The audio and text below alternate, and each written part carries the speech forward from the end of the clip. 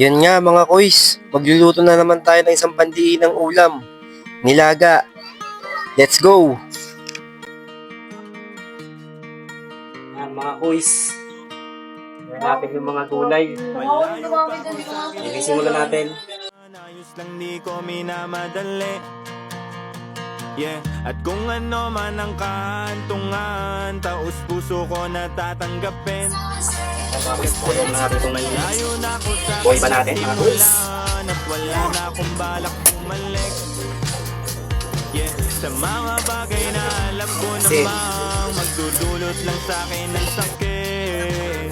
Madalas na sumasagi sa munti kong pag-iisip. Dito na nga, hugasan na nga natin yung takip ng gagamitin natin dito para sa ating nilutuin. Man sa kasalukuyan, alam ko sa aking sarili na doon ako dadalhin ang pangarap ko at ihip.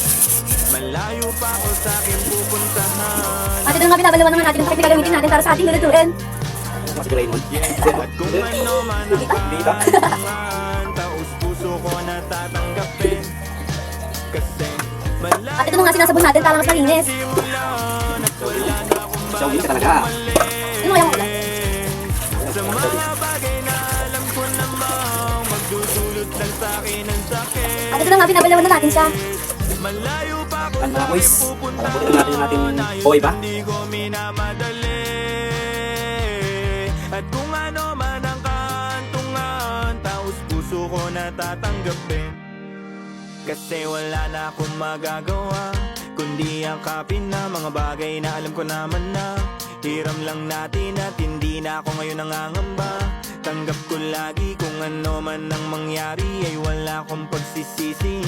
Ang buhay natin sa mundo'y parang biyahe, minsan mabagal ang pag-usad, madaming madadaanan na mga pangyayari at di natin masabi kung kailan gagarahe. Pero ganun pa man patuloy lang lagi ang pag-ikot ng mundong di masabi. Pero isa lang ang aking masasabi, kat may buhay posible na pangarap mangyari. At palagi mo lang tatandaan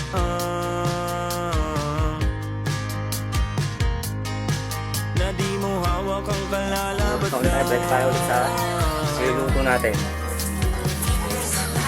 Sa buhay na meron ding katapusan. Flex ko lang pala yung ginawa kong gate to. Sliding yan. Ay. Lahat ng bagay merong katapusan. Malaglag ka dyan, Saulin. Oh, sino yan? Si Saulin? Saulin? Si Saulin? Si Saulin? Alam mo yung hando namin.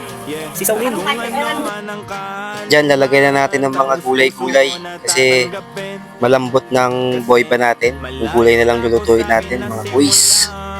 Diyan at diyan, hantayin lang natin kumulo yan. At luto na yan, mga kuys.